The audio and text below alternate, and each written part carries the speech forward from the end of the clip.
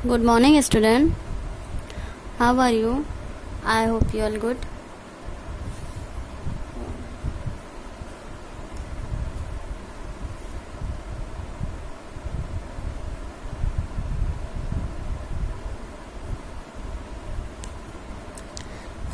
आज हम आपको पढ़ाएंगे हिंदी फर्स्ट तो सेकंड क्लास। आपका आई होप वर्क जो है वो कंटिन्यू होता रहे, कंटिन्यू जो है आप लोग वर्क करते रहिए। जो मैंने इससे पहले आपको पाठ पढ़ाया था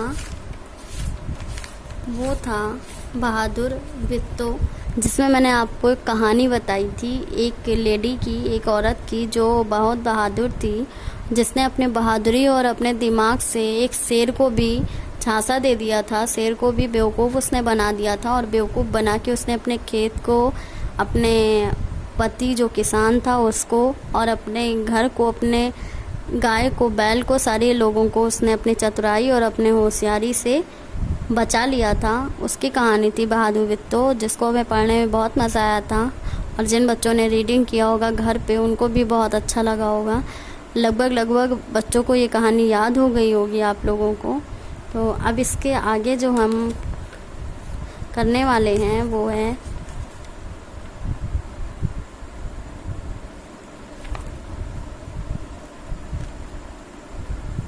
तो हमने जो बहादुर वित्तो की कहानी पढ़ी थी वो हमें बहुत अच्छी लगी थी। अब हम जो पढ़ने वाले हैं, पहले एक छोटी सी स्टोरी है, जो स्टोरी है एक मूस की मजदूरी, जिसका जो है हमारे चैप्टर से कोई मतलब नहीं है, हमारे पाठ से कोई मतलब नहीं है, लेकिन जो है इस कहानी को हम पढ़ेंगे और इस कहानी में देखेंगे कि मूस की ऐसी क्या मजदूरी थी। तो छोटा सा है, इसको पढ़ लेते हैं, उसके बाद हम नेक्स्ट चैप्टर को स्टार्ट करते हैं। तो बहुत समय पहले की बात है, उस समय आदमी के पास धान नहीं था। धान आपको पता है जो चावल वाला होता है, जो धान होता है जिसमें से चावल निकलता है उसे बोलते हैं, ठीक। सबसे पहले आदमी ने धान का पौधा एक पोखरी के बीच में देखा। एक पोखरी के बीच में देखा धान की बालियां झूम झूम कर जैसे आदमी को बुला रही थी। बालियां जो झूमती हैं जब हवा चलती है तो लहराती हैं, पर गहरे पानी के कारण धान पर पहुंचना कठिन था। धान जो था, धान की जो पोखरी थी वो कहाँ थी? पोखरी यानी पानी में थी, पानी, ढेर सारे पानी के बीच में थी, इसलिए वहाँ लोग नहीं जाते थे। आदमी सोचता हुआ खड़ा ही था कि वहीं एक मूस दिखलाई पड़ा। जब आदमी यही सोच रहा था कि वहाँ तक कैसे पहुँचे, तब उसे एक मूस यानी एक चूहा दिखाई पड़ा। आदमी ने मूस को पास बुलाया, आदमी ने चूहे को पास बुलाया और कहा, भाई मूस भाई, पोखरी के बीच में देखो, उस धान की प्यारी बालियों को झूम झूम कर वो मुझे बुला रही हैं। उसने कहा कि पोखरी में जो धान ढेर सारे हैं, लहरा रहे हैं, वो प्यारी जो बालियां हैं झूम झूम कर वो मुझे बुला रही हैं, लेकिन पानी गहरा है, यदि तुम उन्हें हमारे लिए ला दो तो हम उससे मेहनताने का हिस्सा, तो हम तुम्हें मेहनताने का मतलब जो आप मेहनत करोगे हमारे लिए, जो मेहनत से लाओगे उसका जो हिस्सा होगा वो हम तुम्हें देंगे। मूस को भला क्या एतराज़ था, वह सरसर तैर गया, सरसर वह पानी में चला गया और बालियों को दांतों से कुतर कर किनारे पर लगाने लगा। उसने क्या किया, जितनी जो बालियां थी वो अपने दांतों से, नुकीले दांतों से, चूहे के दांत नुकीले होते हैं, उन दांतों की सहायता से उसने कुतर कर उससे किनारे पर लगा दिया। थोड़ी ही देर में किनारे पर धान की बालियां का ढेर बन गया। मतलब उसने जो इतना ज़्यादा उसने कुतर कर लगा दिया कि पूरा जो है ढेर बन गया था।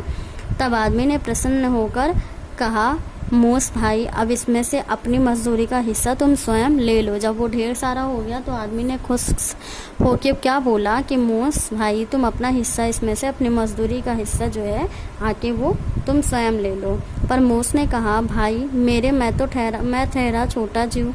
उसने कहा, मैं तो छोटा सा जीव हूँ, जानवर हूँ, मेरा सिर भी है छोटा। उसने सोचा सिर भी है, अब उसने क्या बोला, भाई मैं जो है छोटा हूँ और मेरा सर भी जो है छोटा है, अपना हिस्सा इस छोटे से सर पर मैं ढोकर कैसे ले जाऊँगा, इसलिए अच्छा तो यह होगा कि तुम यह पूरा धान अपने घर ले जाओ और मैं तुम्हारे घर पर ही आकर अपने हिस्से का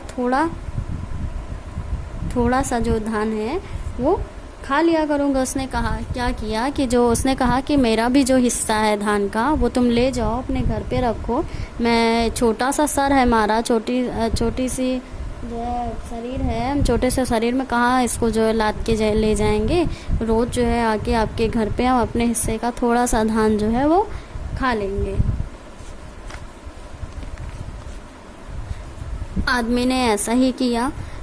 तभी से मूस आदमी के घर धान खाता चला आ रहा है।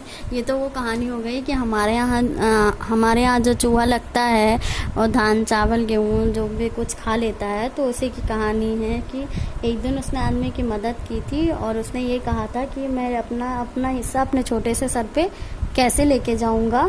इसलिए आज तक वो जो है हिसाब किताब अभी तक इनका पूरा नहीं हुआ है, वो चलता आ रहा है।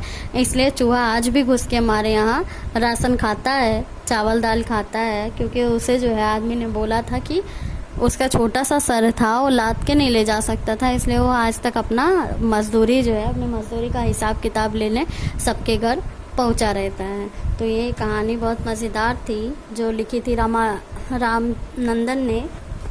अब जो हमारा नेक्स्ट चैप्टर है, पार्ट है, वो है हमसे सब कहते।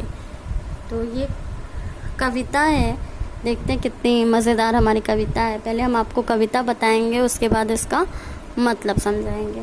तो नहीं सूर्य से कहता कोई, धूप यहाँ पर मत फैलाओ, कोई नहीं चांद से कहता उठा चांदनी को ले आओ, कोई नहीं हवा से कहता खबरदार जो अंदर आई, बादल से कहता कब कोई क्यों जलधार यहाँ बरसाई। फिर क्यों हमसे भैया कहते यहाँ ना आओ, भागो जाओ। अम्मा कहती घर भर में खेल खिलौने मत फैलाओ। पापा कहते बाहर खेलो, खबरदार जो अंदर आए। हम पर ही सबका बस चलता, जो चाहे वह डांट लगाए। अब इस कविता में क्या है वो हम आपको बताते हैं। नहीं सूर्य से कहता कोई, धूप यहाँ पर मत लाओ।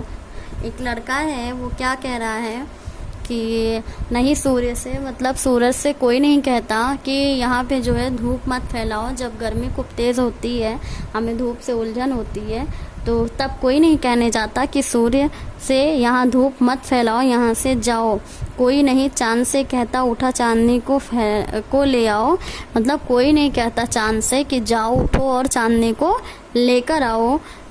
कोई नहीं हवा से कहता खबरदार जो अंदर आई। जब खूब तेज़ हवा आने लगती तो कोई नहीं कहने जाता कि खबरदार अगर तुम अंदर आई तो। ठीक है। बादल से कहता कब कोई क्यों जलधार यहाँ बरसाई। ना ही बादल से कभी कोई कहता है कि तुम यहाँ क्यों बरस रहे हो, यहाँ क्यों पानी ला रहे हो। फिर क्यों हमसे भैया कहते यहाँ ना आओ, भागो जाओ। फिर जब उन लोगों से कोई काम नहीं कहा जाता तो फिर हमसे भैया क्यों कहते हैं कि यहाँ मत आओ, यहाँ से भाग जाओ। अम्मा कहती हैं घर भर में खेल खिलौने मत फैलाओ। अम्मा क्या कहती हैं कि घर भर में खेल खिलौने, मतलब जितने हमारे खिलौने हैं वो ना फैलाओ। पापा कहते बाहर खेलो, खबरदार जो अंदर आए। पापा हमेशा क्या कहते हैं, बाहर भगाते हैं, बोलते हैं कि खबरदार जो अंदर आए। हम पर ही सबका बस चलता है, यानी हम पर ही सबका बस चलता है। जिसको बोलना रहता वो हमें ही बोलता है। जो चाहे वह डांट लगाए, जो भी चाहता है आके डांट लगा के चला जाता। सूरज को, चांद को और बादल को कोई कुछ नहीं कहता है, लेकिन जब हम गलती करते हैं तो हमें डांट लगाने सब लोग चले आते हैं। इस कहानी के रचयिता कौन है? निरंकार देव सेवक। जो इस कविता के रचयिता कौन है? निरंकार देव सेवक, जो बहुत अच्छी कविता है। एक बच्चा है जो परेशान हो गया है, क्योंकि उसके घर वाले हमेशा रोक टोक लगाते हैं। पापा बाहर जाने के लिए बोलते हैं, घर में ना रहने के लिए बोलते हैं। अम्मा मना करती है कि खिलौने ना फैलाओ। सारी दिक्कतें जो उसको होती हैं, और तभी वो गुस्सा होकर कहता है कि सूर्य को नहीं बोला जाता, बादल को नहीं बोला जाता, चांद को नहीं बोला जाता, तो हमें क्यों बोला जाता है। ठीक है, हमें क्यों डांट पड़ती है, हमारे पे सबका बस चलता है, सब हमें को डांट लगाते हैं। नया शीर्षक। अगर तुम्हें इस कविता का नाम बदलने को कहें तो तुम इसे क्या नाम दोगे। तो अगर हमें इस कविता का नाम बदलने जैसे, तो हम यहाँ किसी का नाम लिख देंगे कि हमसे सब कहते हैं तो हमसे की जगह हम अपना नाम लिख देंगे, इस तरीके से कविता का नाम बदल देंगे। या तुम इससे अच्छा भी अगर सोच सकते हो तो इससे अच्छा नाम सोच सकते हो, तो करो करो। तो पाठशाला में और घर में तुम्हें क्या क्या करने के लिए कहा जाता है और क्या क्या करने के लिए मना किया जाता है, नीचे वाली तालिका में लिखो। तो क्या हमें करने के लिए कहा जाता है कि पढ़ाई करो, बड़ों का आदर करो, माता पिता की मदद करो, ये सारी चीज़ें हमें घर में कही जाती हैं। मत करो, इन सारी चीज़ों को करने के लिए रोका जाता है। बाहर ना जाओ, छोटों को ना मारो, ज़्यादा टीवी ना देखो, बहुत सारी चीज़ें जिनके लिए हमें रोका जाता है। कम ही चीज़ें ऐसी हैं जो हमें करने के लिए कहा जाता है। तो ज़रा सोचो, सूरज चाँद की रोशनी को भगा देता है, बादल सूरज की रोशनी को भगा देता है, हवा बादल को भगा देती है, बताओ कौन किससे ज़्यादा ताकतवर है। तो सूरज जो है चाँद की रोशनी को भगा देती है, इसलिए सूरज ज़्यादा ताकतवर हुई। बादल सूरज की रोशनी को भगा देती, इसलिए बादल ज़्यादा ताकतवर हुई। हवा बादल को भगा देती, इसलिए हवा बादल से ज़्यादा ताकतवर हुई। तुम्हारी बात, अम्मा पापा भैया दीदी बड़ों का बच्चों पर बस चलता, तुम्हारा किस किस पर बस चलता। तो हमारा हमसे छोटों पर बस चलता है, या हमसे जो छोटा होता है उस पर हमारा बस चलता, खेल खिलौनों पर हमारा बस चलता है। तुम्हारे घर में तुम्हें कौन कौन टोकता है? हमारे घर में हमारे पापा, मम्मी, अमीन अम्मा, ठीक है, भैया, दीदी।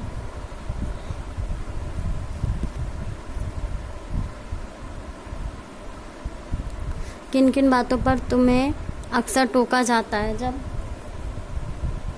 बहुत ज़्यादा खेलते हैं, टीवी देखते हैं, शरारत करते हैं, तो हमें अक्सर टोका जाता है। कौन सी चीज़ कहाँ?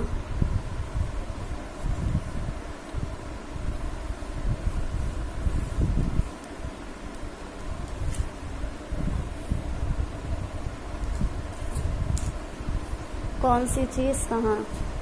सालू को बहुत सी चीज़ों के नाम आते हैं, उसने नामों को लिख लिख कर पट्टी भर ली, वे नाम मैंने नीचे लिख दिए हैं। इतने नाम लिखे हैं सालू ने सूची में। अब सालू यह सोच रही है कि किस नाम को किस खाने में लिखना है। क्या तुम उसकी मदद कर सकती हो? हाँ, मदद कर सकते हैं। देखो, जानवर या पक्षी, खाने पीने का सामान, खेल का नाम या सामान, इतनी सारी चीज़ें सालू की सूची में दी गई हैं। ये सारी चीज़ें जो हैं सालू की सूची में दी गई हैं। तो इसमें अक्षर दिया गया है बा, मा, का, ल, पा, ग, शा। तो ये सारी अक्षर दिए गए हैं, इसमें हमें चीज़ों को बनाना है। जैसे बा से जानवर बना बकरी, खाने पीने में बेर, और खेल का नाम बल्ला। माँ से मगर, अब खाने पीने में क्या हो गया?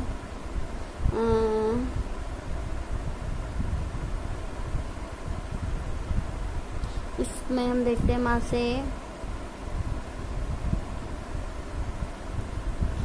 से हो गया मान लो मसाला। खेल का नाम या सामान, तो मार कुटाई,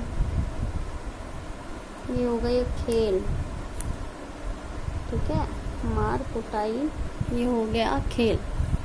फिर का से है कबूतर, खाने में का से ककड़ी, खाने वाली होती है, कंकड़। ला से जानवर का नाम है, ला से लोमड़ी, खाने का नाम है लड्डू, खेलने का नाम लट्टू। पा से जानवर का नाम है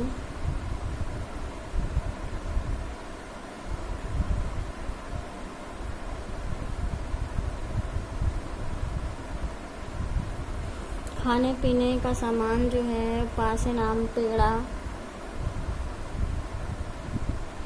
और पास है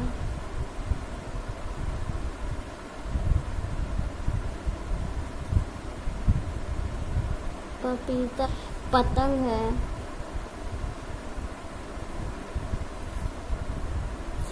पास से इसमें कुछ है,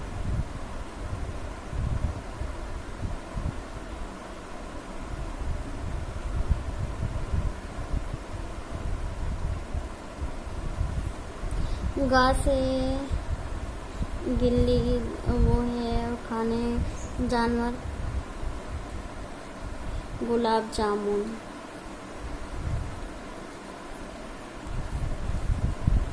फिर शासे है शक्कर, सहतूत, शतरंज,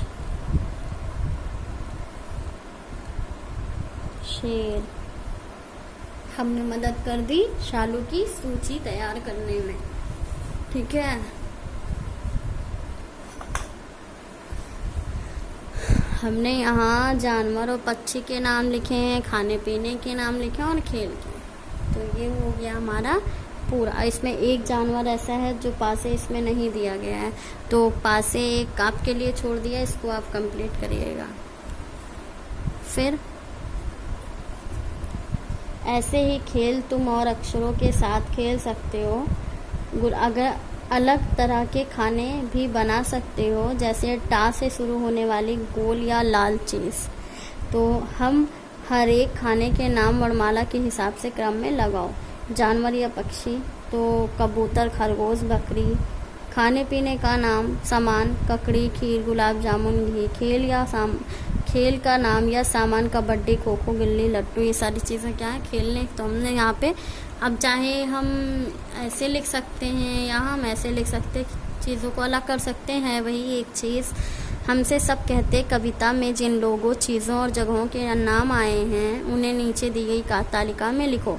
तो लोग जो हैं वो भैया, अम्मा, पापा, सब लोग। ये लोग हैं चीज़, सूर्य, धूप, चांद, हवा, बादल, खेल, खिलौने। ये सारी चीज़ें हैं। जगह अंदर, घर भर, बाहर। ये सारी जगह हैं तो इसमें लिखी हुई हैं और आप इसको देख सकते हैं। अब यहाँ पे जो आ रहा है वो है, यह कहानी तुमने कई बार सुनी होगी, कौवा और लोमड़ी की। हाँ, बहुत बार हमने ये कहानी सुनी है। एक बार एक कौवे को एक रोटी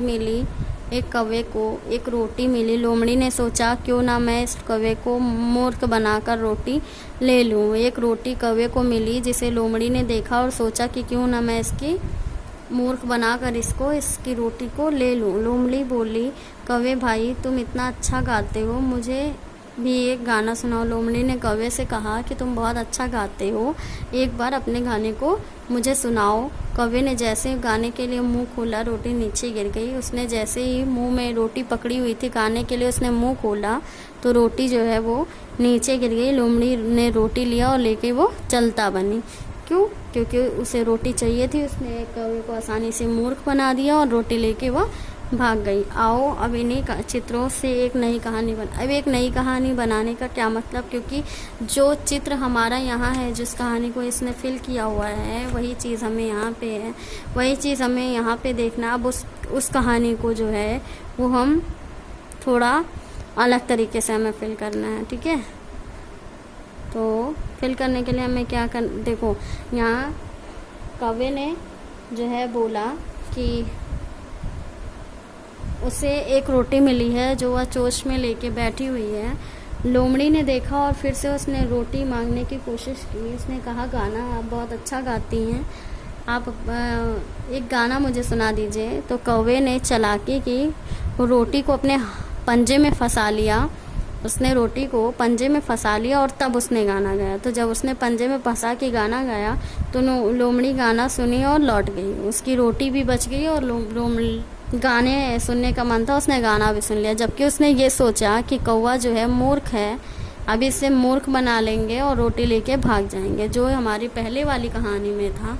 हमने इस कहानी को बदल ही दिया। इस कहानी को बदलने के में जो है कबूतर जो मूर्ख थी वो हमने क्या किया, चालाक बना दिया। उसने रोटी वंजे में ली, उसके बाद उसने गाना गाया। यही अगर इस कविता में इसने किया होता तो इसकी रोटी ना जाती। हमें समझदारी से काम लेना चाहिए, किसी के भी बात में हमें नहीं आना चाहिए। हमें ये सोचना चाहिए कि सामने वाला जो कह रहा है क्या उसमें हमारी भी कोई भलाई है, या बस हम उसकी बात में आके उस चीज़ को करने जा रहे हैं। तो हमें जब भी कोई कुछ बोलता है, उकसाता है करने के लिए, तो उस चीज़ के बारे में हमें अच्छी तरीके से सोच लेना चाहिए। अगर हमारा नुकसान हो रहा तो हम उस चीज़ को बिल्कुल भी ना करें। इस कहानी से हमें यह शिक्षा मिलती है कि हमें किसी के बहकावे में नहीं आना चाहिए, हमेशा अपनी दिमाग से चलना चाहिए। ऐसा तो नहीं है किसी के मीठी बात में आके हम अपना खुद का नुकसान कर रहे हैं। तो यही था हमारा ये स्टोरी। तो हमने इस स्टोरी में पढ़ा कि लड़का है जो सारी चीज़ों से परेशान हुआ, उसे ये लगता कि किसी को कोई नहीं रोकता, बस मैं ही एक हूँ जिसे सारे लोग रोकते हैं। मेरे पे ही ऐसा होता है कि सबका बस चलता है, सब मुझे ही रोकते हैं और किसी को कोई कुछ नहीं कहता। तो वो हमारी कहानी थी जो बहुत अच्छी थी। अब कहानी अच्छी थी, उसके बाद हमने एक्सरसाइज को कंप्लीट किया जो हमारे कविता में थी, सारे एक्सरसाइज को। तो आपको, जैसा कि आप हमेशा करते आए हैं, आप लोग पहले क्या करेंगे, इस कविता को पढ़ेंगे, समझेंगे अच्छी तरीके से, और उसके बाद PDF में गया सारा वर्क, शब्द अर्थ को, प्रश्न उत्तर, खाली जगह, सही गलत, और जितने भी बुक का वर्क है उतना आप सारा वर्क आपका जो PDF में जाएगा, सारा वर्क आपको बुक में और कॉपी में कंप्लीट करना है। और ये स्टोरी जो मैंने बताई, ये स्टोरी आपको याद होनी चाहिए। इसको स्टोरी में क्वेश्चन आंसर नहीं है तो क्या हुआ, लेकिन कहानी बहुत अच्छी है। जब आपसे कोई पूछे कि हमारे घर में चूहा क्यों आता है, तो हम क्या बताएंगे कि हम यही कहानी सुना देंगे और बोल देंगे कि इसी वजह से आज तक हमारे यहाँ चूहा अपने मजदूरी का हिसाब लेने आता है। ठीक है, तो ये भी कहानी बहुत अच्छी थी, भले ही हमारे चैप्टर से रिलेटेड नहीं थी, ये में एक अलग से कहानी दी गई थी। तो हमने जो है इस कहानी को भी आपको समझाया। तो आप सब लोग अच्छी तरीके से इसको कंप्लीट कर लीजिएगा। और MPS कोड इज़ MPS 2, हमारा MPS कोड है MPS 2। Thank you.